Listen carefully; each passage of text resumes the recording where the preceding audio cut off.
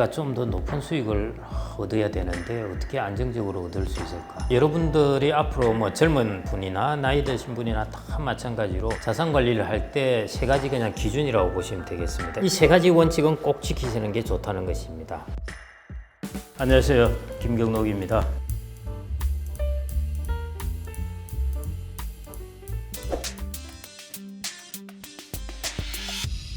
명확합니다. 투자의 방향만 생각한다면은 뭐 20대, 30대 분들은 무조건 투자 자산의 비중, 그러니까 주식 비중을 높이는 것이 제일 좋습니다. 제가 다시 아마 20대나 30대로 들어온다면은 제가 저축하는 것을 주식으로 다 할 것 같아요. 50대 들어가면은 그때부터는 이제 차츰차츰 안전자산의 비중을 높여가야죠. 그게 이제 채권이라든지 뭐 이런 자산입니다. 그래서 이거는 이제 너무나 당연한 이야기이고요. 자산을 이제 50대나 이렇게 되시더라도 배당을 주는 주식이라든지 퀄리티가 좋은 부동산에서 임대를 받을 수 있는 방법, 그게 이제 리츠라는 것입니다. 그런 식을 통해서 약간의 이제 투자를 통해서 배당이나 인컴을 좀 높이는 것, 이런 쪽으로 패러다임이 좀 많이 바뀌어져야 될 것 같습니다. 50대, 60대 되셔서 아무리 주식시장이 좋아 보인다고 하더라도 절대 주식의 비중을 많이 늘리면 안 됩니다. 금융시장은 언제 갑자기 돌변할지 모릅니다. 마치 쓰나미처럼 급작스럽게, 예를 들어 큰 파도가 천천히 밀려온다면 다 도망을 가지만요, 쓰나미는 눈앞에 보고도 워낙 빠른 속도로 오기 때문에 다 당해버립니다. 주식시장도 마찬가지인데요, 몇 가지 충격이 빠박 오면은 급작스럽게 2, 3일 만에 다 떨어지고 게임이 끝나버립니다. 그렇기 때문에 그 변화를 전망하기라는 것은 너무 불가능한 일이기 때문에요, 아무리 시장이 좋아 보인다 하더라도 나이 들어서는 꼭 어느 정도 자기의 생존이나 적정한 생활비를 위한 것은 꼭 안정적인 자산으로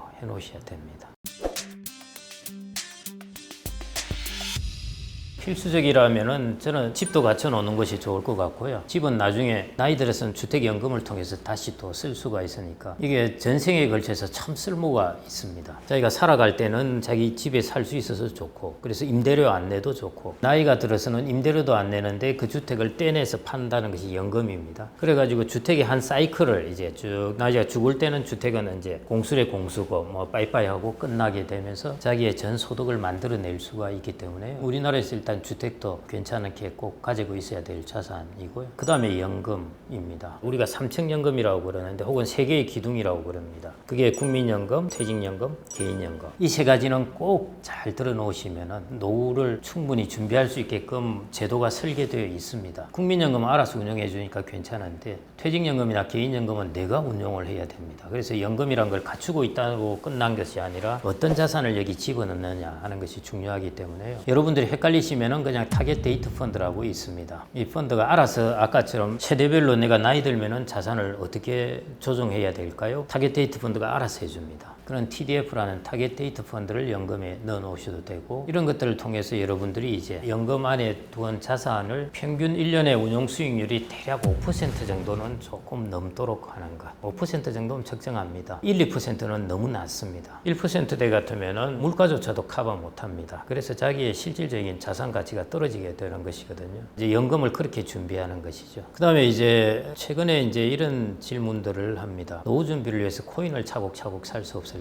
하는 것인데요. 미래사에 대한 투자입니다. 미래사의 모습은 저는 모르겠어요. 여러분들이 이제 어느 정도, 아주 일부 정도는 미래사회의 가치를 위해서 투자할 수는 있는데, 코인이라든지 이런 것들을 너무 많이 하면은 위험한 게, 코인은 가치를 평가할 방법이 없습니다. 주식이나 이런 것들은 현금 흐름이 있기 때문에 가치가 평가되기 때문에 적정한 가격이 대충 어느 정도인가는 알 수 있는데, 금이나 비트코인은 적정한 가격 모릅니다. 지금의 금 가격이 높으냐 낮으냐 몰라요. 누구도 모릅니다. 비트코인 가격이 낮으냐 높으냐 누구도 모릅니다. 주식 가격이 높으냐 낮으냐 대충 이야기를 합니다. 과거에 퍼가 13, 4였는데 지금 퍼가 17이더라. 아, 주식이 조금 가격이 높은 것 같아. 이런 이야기를 할 수가 있거든요. 부동산도 마찬가지죠. 근데 이제 그런 현금 흐름이 없는 금이나 코인 같은 경우는 그런 가치감, 도대체가 이게 가격이 높은 것인지 낮은 것인지 알 수가 없다는 것이죠. 그래서 이런 자산에 지금 시점에서 왕창 했다가 나중에 이제 큰일 날 수가 있기 때문에요. 자산의 중심은 배당이나 현금 흐름이나 수익이 나는 그런 자산을 갖고 있으면은 턱없이 비싼 가격에 살 확률도 좀 줄어들고 자산의 리스크도 훨씬 줄어듭니다. 이 리스크가 줄어든다는 것을, 예를 들어서 금을 누가 한 명 샀습니다. 10억 원어치를 금을 샀고요. 한 명이 이제 10억 원 부동산을 샀습니다. 4% 임대 수익을 주고, 금은 배당이 없잖아요. 가격이 올라야 돈을 법니다. 근데 20년 동안 금 가격이 하나도 안 올랐어요. 나한테 들어온 거 한 푼도 없습니다. 그런데 부동산 가격도 20년 동안 하나도 안 올랐습니다. 그런데 4%씩 내가 20년을 받으면은 단순하게 계산해서는 80%를 얻게 되고요. 그 다음에 4%를 재투자하게 되면은 20년 동안에 120%가 돌아오게 됩니다. 훨씬 리스크가 적어지게 되는 것이죠. 그래서 개인들은 이렇게 수익이라든지 현금 흐름이라든지 배당이라든지 이런 걸 일컬어서 인컴이라고 그러는데요. 이런 인컴 있는 자산을 자산의 중심축으로 갖고 있는 것이 리스크가 훨씬 줄어들고 자산 관리의 올바른 방향입니다.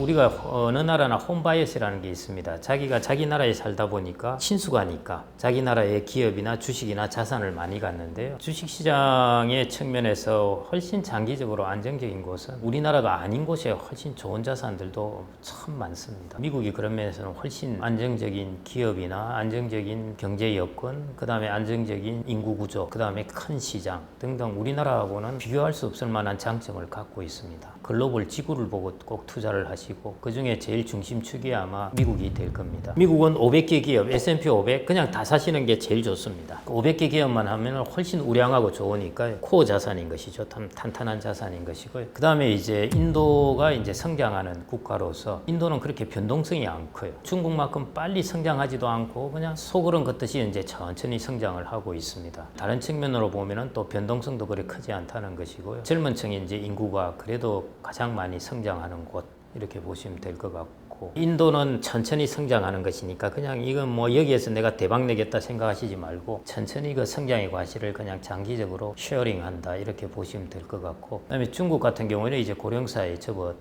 접어들었고 해서요. 중국 같은 경우에도 거시경제는 좀 안정적인 구조가 아닙니다. 투자는 뒷담 많이 해야 되는데 가계 소비가 부족하니까 해외 물건을 팔아야 경제가 유지가 됩니다. 해외 물건을 파는 통로가 막혀버리면은 그래서 지금 중국 같은 경우 과다한 생산으로 중국만 계속 디플레이션이거든요. 다른 나라가 지금 인플레이션이라고 하는데 중국은 이제 뭐 물가가 여전히 디플레이션입니다. 그 다음에 중국은 또 미국과 달리 인구 구조가 미국에 비해서는 훨씬 열악합니다. 미국은 선진국인데도요, 하여튼 인구 구조가 유럽보다도 훨씬 좋고 선진국 중에서는 거의 하여튼 베스트라고 보시면 되겠습니다. 그런 면에서 이제 중국도 그 나라 전체에 대한 투자보다는 하이테크라든지 바이오테크라든지 중국이 테크놀로지에서 아주 앞서가고 있는 그런 곳이 있습니다. 그래서 그런 섹터를 사시는 것. 그 다음에 우리나라나 뭐 미국에서 여러분들이 조금 종목에 친숙할 수 있고 그런 것들이 있으면은 그 종목은 지수보다는 훨씬 많이 올라갈 수 있는 것이 있으니까요. 여러분들 뭐 꿈의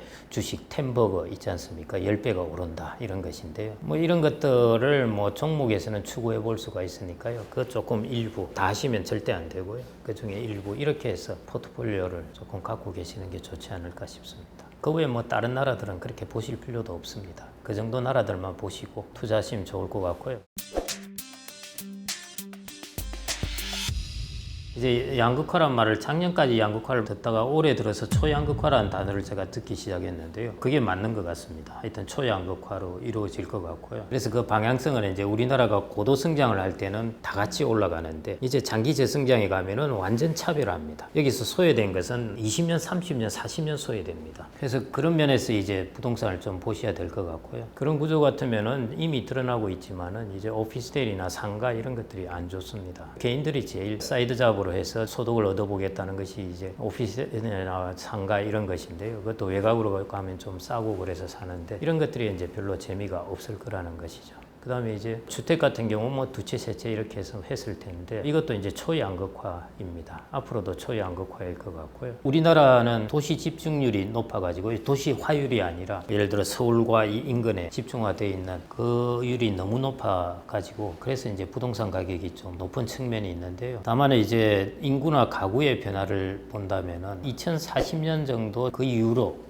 넘어가면 꽤 변곡점이 크게 일어나게 됩니다. 베이비붐 X 세대들이 한 70만 명 이상 이제 태어났고요. 이 시기들이 조금 지나가고 나면은 이제 60만 명, 50만 명, 40만 명 팍팍팍 줄어듭니다. 그래서 저는 이게 이제 베이비붐 X 세대들이 30대로서 요즘에 이제 조금 주택 시장에 활기차게 돌아다니면서 수요하면서 조금 영향을 주고 있지 않나 이렇게 보고 있고요. 근데 이 X 세대마저 이제 집을 다 확보하고 나면은 그 다음에 이 집을 살려고 하는 수요는 뚝 떨어지게 됩니다. 그게 한 2040 40년 정도. 그때 되면은 이제 주택시장의 모습은 확실히 변하게 될 것이고, 그래서 이제 지금 시기가 좀 중요하고 조심해야 되기도 하고 이제 그런 시기인 것 같습니다. 지금 당장 뭐 몇 년 동안의 변화가 아니라 앞으로 한 10년, 15년 가면은 꽤 우리나라의 부동산 시장에 큰 변곡점이 이제 일어날 수 있다는 것. 그것은 우리나라 가구 수가 전체적으로 확 줄어들고, 가구 수가 줄어들면서 고령 가구는 늘어납니다. 집을 실수요할 가구 수는 더 많이 줄어든다는 것이죠. 그 점쯤 돼서 이제 본격적으로 일어나게 되는 것이니까요. 그래서 이제 그런 부분이 부동산 부분에서 조금 유의해야 될 부분인 것 같습니다. 금융시장의 제일 첫 번째 철칙이 공짜는 없다입니다. 절대 공짜는 없습니다. 투자를 해서 수익을 내가 조금 더 높은 수익을 얻겠다, 좀 더 높은 배당을 받겠다 하면은 반드시 위험이 수반됩니다. 저는 이제 투자를 이야기할 때 사람들이 안정적인 투자가 없을까요? 물어보는 것만큼 서로 모순되는 말은 없다는 것인데요. 투자 자체가 위험을 감수하면서 이제 수익을 얻는 것이기 때문에, 그래서 이제 은퇴를 앞둔 사람들이 내가 좀 더 높은 수익을 얻어야 되는데 어떻게 안정적으로 얻을 수 있을까? 그 중에 제일 핵심적인 게 두 가지입니다. 첫 번째, 우량한 글로벌 자산을 가지라는 것이고요. 그 다음에 이제 두 번째가 배당이나 현금 흐름 있는 자산을 가지라는 것입니다. 이 두 가지가 그나마 투자를 하면서 우리가 리스크를 줄일 수 있는 방법입니다. 이 두 가지 자산은 샀다가 단기적으로 손실을 보시더라도 장기적으로 가면은 회복이 됩니다. 그게 이제 안정성이고요. 예를 들어 S&P 500을 말씀드리면은 2008년 그때 글로벌 금융위기 때 50% 떨어졌습니다. 그런데 그 뒤에 회복해가지고 이만큼 올라온 것이고요. 그 다음에 1987년에도 하루 만에 21%가 떨어졌는데 그 다음 또 회복해서 올라왔습니다. 코로나19 때도 떨어졌다가 회복을 한 것이죠. 기다리고 있으니까 그래도 회복이 되더라는 것이고요. 그 다음에 배당이나 인컴이 있는 자산 같은 경우 제가 이제 거기에 해당될 수도 있는데요. 제가 이제 투자를 했다가 실패한 것 중에 하나가 리츠라는 게 있습니다. 그때 이제 샀다가 금리가 확 올라가면서 가격이 더 떨어져 버렸어요. 마이너스 한 30% 가격은 떨어졌죠. 지금도 그렇게 떨어져 있습니다. 떨어져 있는데 매년 배당을 한 6% 정도 해줍니다. 3년 정도 받으니까 18%를 내가 커버를 한 것이죠. 마이너스 30대 있지만은 실질적으로는 마이너스 한 12 정도 손해이죠. 한 2년 정도 더 받으면은 이제 손해는 커버가 되는 것입니다. 이게 이제 배당 자산이 리스크를 줄이는 방법이에요. 근데 배당을 안 주는 자산이다 하면은 그냥 마이너스 30 그대로인 것입니다. 시간이 갈수록 배당을 주는 자산은 투자 손실을 메꿔주게 되어 있거든요. 그래서 이 두 가지가 투자를 하지만은 그래도 조금 그 투자의 안정성을 높여주는 것. 그게 현금 흐름이나 배당이 있는 자산, 그 다음에 글로벌 우량한 자산. 이 두 가지 원칙을 꼭 지키시면 좋을 것 같습니다. 여러분들이 앞으로 뭐 젊은 분이나 나이 드신 분이나 다 마찬가지로 자산 관리를 할 때 세 가지 그냥 기준이라고 보시면 되겠습니다. 이 세 가지 원칙은 꼭 지키시는 게 좋다는 것입니다. 지금 절세계좌들이 있으니까요. 배당을 받으면 배당소득세를 15.4%를 내는데 절세계좌를 통하면은 원천징수도 안 되고 과세 이연하고 과세도 제율과세를 하게 됩니다. 그 외에 다른 것들도 많이 있어요. 절세계좌. 그래서 웬만하면은 반드시 절세계좌에 내 돈을 넣어놓자. 공짜로 돈을 버는 겁니다. 여러분들이 국가에서 제공하고 있는 절세계좌가 뭔가를 잘 파악을 하고 계셔야 돼요. 두 번째가 이제 프라이스인데요. 프라이스라는 것이 이제 가격이 물가가 오르면은 돈의 가치가 떨어지니까 여러분들의 자산의 가치가 물가 이상은 반드시 오르게 해야 된다는 것입니다. 그래서 1%, 2% 예금만 갖고 있어서는 자산의 가치가 떨어집니다. 오히려 마이너스가 되어버리니까요. 그래서 내 자산을 적어도 물가 이상입니다. 적어도 최소한의 요건이에요. 그렇게 하게끔 내 자산이 구성되어 있는가 하는 것, 그걸 이제 살펴보셔야 되고요. 그래서 예금이나 채권 이외에 주식이나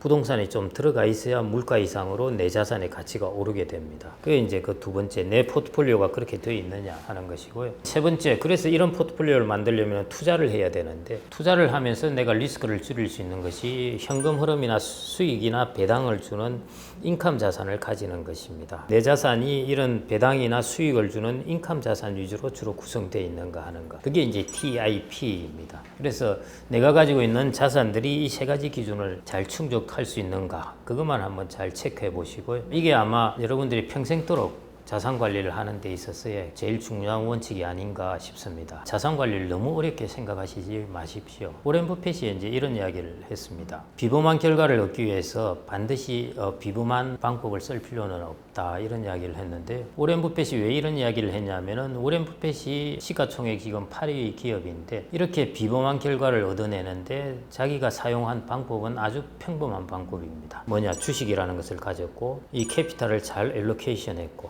그 다음에 장기로 복리 효과를 통해서 투자를 했고 지금 94세까지 투자를 했으니까요. 이 세 가지 평범한 세 가지 원칙을 지켜서 비범하게 되었습니다. 마찬가지 여러분들 자산관리도요. 그 전략이 아주 뭐 특이하고 그런 것이 아닙니다. 아까 제가 말씀드린 팁이라는 것, 단순한 평범한 전략 이것들만 잘 쓰셔도 비범한 결과를 얻으실 수 있고요. 그 팁에서 여러분들 자산은 글로벌한 기준으로 초우량한 것을 좀 가지는 것, 그 정도로 좀 생각하시면 될 것 같습니다.